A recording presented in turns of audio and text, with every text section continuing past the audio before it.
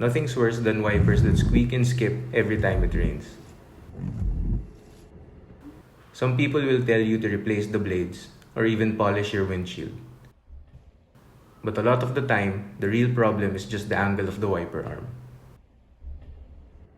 When the angle's off, the rubber doesn't glide smoothly. That's what causes the skipping and chattering. Luckily, you can fix it in just a couple of minutes. All you really need is an adjustable wrench, a pair of pliers, and an old towel. If you've got 2 adjustable wrenches, even better. It will give you more grip and make the job easier.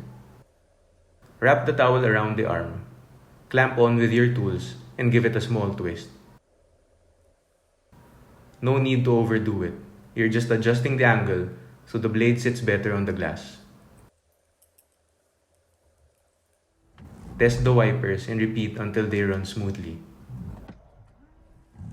Sometimes you won't nail it on the first try, and that's totally fine. Just twist it a little, test the wipers, then go back and adjust again if you need to.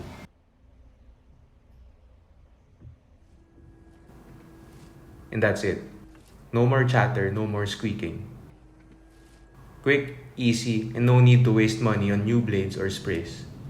If this helped you out, hit the like button and subscribe for more simple car fixes.